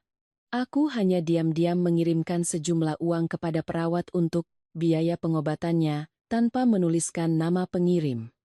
Aku tidak ingin dia tahu, karena perhatian ini bukan berasal dari ikatan suami istri, melainkan hanya sisa kemanusiaan dalam diriku yang tidak ingin kupadamkan sepenuhnya. Suatu pagi di awal musim gugur, aku tak sengaja bertemu lagi dengannya di pasar kecil dekat rumah. Dia mengenakan baju kerja lusuh, membawa sekantong beras, berjalan perlahan. Tatapan kami bertemu. Dia tertegun, kami berdua terdiam. Aku melihatnya hendak membuka mulut, tapi kemudian dia menunduk hormat, suaranya serak. "Selamat pagi, Bu Direktur." Aku menjawab pelan, "Selamat pagi." Tanpa kata-kata lagi, dia berbalik pergi, sosoknya yang sempoyongan perlahan, menghilang di antara kerumunan. Aku berdiri mematung, hatiku terasa aneh. Tidak ada lagi benci, juga tidak ada lagi cinta. Malam itu, saat duduk sendirian di apartemenku, aku menulis beberapa baris di buku catatanku. Terkadang, hukuman terbesar bukanlah kehilangan, melainkan harus terus hidup untuk melihat dengan jelas harga dari sebuah kesalahan. Aku menutup buku itu, menyimpannya di laci, seperti menutup sebuah bab lama dalam hidupku. Di luar, angin musim gugur bertiup melalui jendela, membawa aroma bunga yang samar. Aku tersenyum, perlahan menyeruput teh hangat. Di dalam angin, seolah ada gema masa lalu yang jauh, tapi tidak lagi membuatku sakit. Karena aku tahu, semua telah terbayar lunas. Dan mulai hari ini, aku benar-benar bebas. Bukan hanya dari Budi, tapi dari belenggu yang pernah membuatku lupa akan nilaiku sendiri. Sejak pertemuan terakhir di pasar kecil itu, aku tidak pernah lagi melihat Budi. Ada yang bilang dia kembali ke kampung halamannya, membuka bengkel kecil bersama teman-teman lamanya. Ada juga yang bilang dia pergi ke luar pulau untuk bekerja di proyek konstruksi dan tidak pernah kembali. Aku tidak mencoba mencari tahu lebih lanjut. Bagiku, semua yang berhubungan dengannya telah terkubur di sudut ingatan yang sangat jauh. Sementara itu, hidupku setelah melewati begitu banyak badai akhirnya kembali ke jalur yang tenang, seperti yang seharusnya. Setiap pagi, aku tetap pergi ke kantor, menandatangani kontrak, rapat dengan mitra bisnis, lalu pulang di sore. Hari di bawah sinar matahari kota yang lembut. Malam-malamku tidak lagi diisi dengan suara bentakan atau bau alkohol yang menyengat.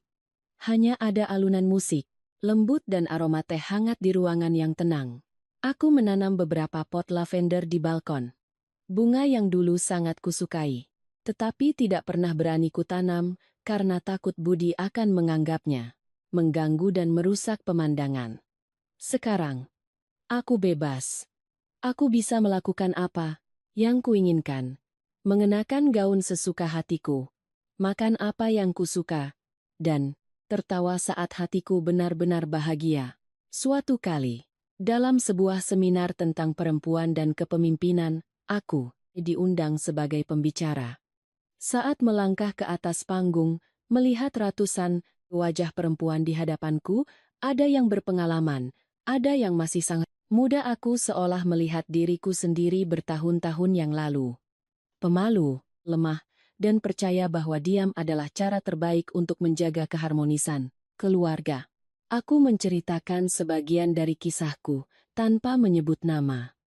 Aku hanya berkata bahwa terkadang seorang perempuan harus kehilangan segalanya untuk menyadari apa yang sebenarnya ia miliki. Kita tidak memerlukan kekuasaan untuk membuktikan diri. Yang kita butuhkan adalah rasa hormat yang dimulai dari diri kita sendiri. Seluruh ruangan hening, lalu tepuk tangan membahana. Aku menunduk berterima kasih, mataku terasa panas, tapi hatiku lega. Setelah acara itu, banyak perempuan yang datang untuk mengucapkan terima kasih, berbagi cerita bahwa mereka juga sedang mengalami pernikahan yang menyakitkan. Aku mendengarkan dan hanya menasihati dengan lembut, jangan terburu-buru membalas dendam. Hiduplah dengan baik, karena kesuksesanmu adalah jawaban yang paling meyakinkan. Kalimat itu bukan teori, melainkan sesuatu yang telah kulalui. Sesuatu yang kupelajari melalui rasa sakit yang mendalam. Sore harinya, aku mengunjungi rumah orang tuaku di pinggiran kota. Ibuku sedang merawat pot bunga krisan. Melihatku pulang, dia sangat senang. Anak ibu, terlihat lebih ceria sekarang. Aku tersenyum dan memegang tangannya. Ibu tahu, ternyata yang kubutuh hanyalah rumah yang damai. Ini sudah cukup. Ayahku, pria yang tidak banyak bicara, meletakkan cangkir tehnya dan mengangguk, pelan. Apa yang kamu miliki hari ini bukanlah uang, melainkan ketenangan. Jika kamu bisa menjaganya, kamu tidak akan pernah kalah. Kalimat itu membuatku terdiam lama. Mungkin, ketenangan adalah hal paling mewah yang kucari selama ini. Malam itu, saat kembali ke apartemenku, aku membuka lemari dan mengeluarkan foto pernikahan lama kami. Di foto itu, aku dan Budi berdiri berdampingan, tersenyum, cerah. Aku menyentuh wajahku di foto itu dengan lembut. Gadis itu naif, baik, hati, dan pernah percaya bahwa cinta saja sudah cukup. Aku melipat foto itu, memasukkannya ke dalam sebuah kotak kecil, dan menyimpannya di laci yang paling dalam. Bukan untuk melupakannya, tetapi untuk mengingatkan diriku bahwa terkadang masa lalu tidak perlu dihapus, cukup ditutup. Setelah kejadian itu, aku mendedikasikan lebih banyak waktu untuk hal-hal yang berarti. Aku mendirikan yayasan bernama Langkah Berikutnya untuk mendukung perempuan korban kekerasan mental, mereka yang pernah diremehkan dan dianggap tidak berharga, sama sepertiku. Setiap kali berkunjung, aku menceritakan kisahku, bukan agar mereka mengasihaniku, tetapi agar mereka melihat bahwa mereka bisa terluka, bisa jatuh, tetapi tidak boleh kehilangan diri sendiri. Beberapa perempuan menangis memelukku setelah mendengar ceritaku. Aku hanya membalas pelukan mereka dan tersenyum. Suatu hari nanti, kamu juga akan bisa tersenyum seperti aku.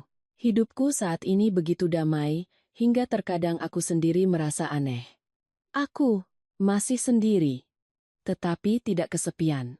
Pagi hari mendengar kicau burung. Malam, hari membaca buku ditemani secangkir teh, hatiku terasa hangat. Aroma lavender masih tercium setiap kali angin berembus, membawa aroma kebahagiaan dari hari-hari yang baru. Aku tidak tahu bagaimana keadaan Budi sekarang, tetapi setiap kali teringat, aku tidak lagi marah. Aku hanya berharap dalam hati agar dia bisa bangkit dan hidup dengan baik. Karena memaafkan orang lain sebenarnya adalah cara untuk membebaskan diri kita dari masa lalu.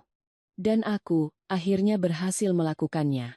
Aku menutup jendela, mematikan lampu, dan bersandar di sofa. Hatiku terasa sangat ringan. Di luar, kota masih ramai, tetapi di dalam diriku ada keheningan yang belum pernah kurasakan sebelumnya. Sebuah kehidupan baru telah benar-benar dimulai sederhana, kokoh, dan tanpa bayang-bayang ketakutan apapun. Bertahun-tahun kemudian, ketika semuanya telah tenang, aku terkadang duduk, dirian merenungkan jalan yang telah kutempuh. Ada kenangan yang kukira telah terlupakan, tiba-tiba kembali melalui aroma teh atau sinar matahari sore yang masuk melalui jendela. Aku tidak lagi merasakan sakit saat mengingat pesta tahun itu, di mana pria yang pernah kupercaya sepenuh hati mendorongku ke dapur karena menganggapku tidak selevel. Kini, saat mengingatnya, aku justru merasa bersyukur. Karena kejatuhan itulah yang mengajariku cara untuk bangkit, membuatku menyadari nilai sejatiku. Hidup tidak pernah mengambil sesuatu dari seseorang tanpa memberikan sesuatu sebagai gantinya. Saat aku kehilangan suami dan status, aku justru menemukan diriku sendiri. Saat aku direndahkan, aku belajar cara mengangkat kepala. Saat aku diremehkan, aku mengerti apa itu harga diri. Jika dulu aku tidak didorong ke dalam kegelapan, mungkin aku tidak akan pernah tahu betapa terangnya cahaya di dalam diriku. Dulu aku berpikir keadilan adalah ketika orang jahat mendapat balasan seketika, dan orang baik mendapat imbalan. Tapi sekarang, aku mengerti bahwa keadilan hidup tidak datang melalui teriakan balas dendam, melainkan dalam keheningan waktu. Budi telah membayar harga untuk kesombongan dan gengsinya. Sementara aku, yang pernah didorong ke titik terendah penghinaan, justru menemukan kedamaian melalui ketenangan dan harga diri. Suatu sore, saat aku meninggalkan kantor, seorang karyawati muda berlari, mengejarku dan berbisik, "Bu Rani, saya sering mendengar cerita tentang ibu dari orang-orang. Saya sangat mengagumi ibu. Ibu mengajarkan saya bahwa perempuan tidak lemah, hanya saja mereka belum tahu seberapa kuat diri mereka." Aku tersenyum lembut dan menepuk bahunya. "Jangan mengagumiku. Setiap perempuan memiliki kekuatannya masing-masing. Asalkan mereka berani melangkah keluar dari rasa takut." Gadis itu mengangguk, matanya berbinar. Saat itu aku sadar, mungkin inilah hadiah terbesar yang diberikan hidup untukku.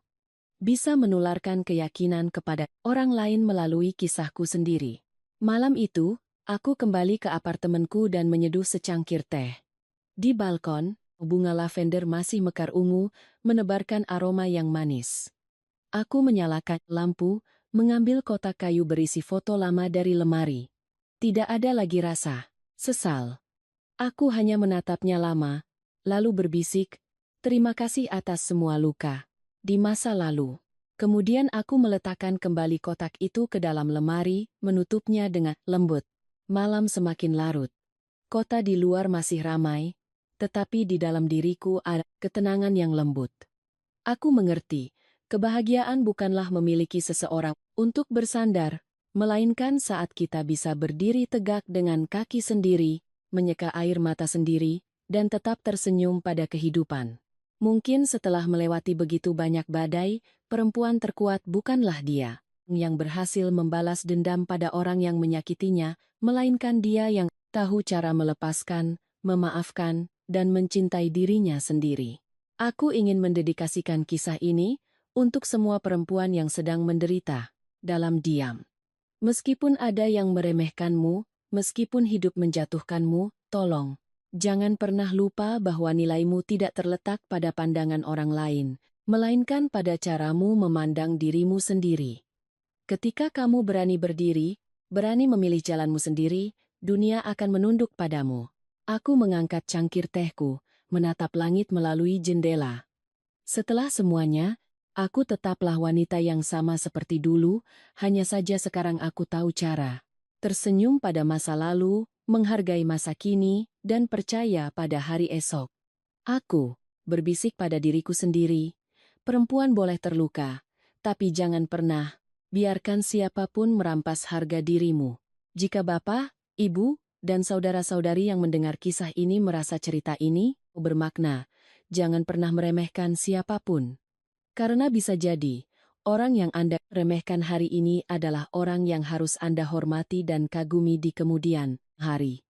Terima kasih telah mendengarkan kisah saya, Rani.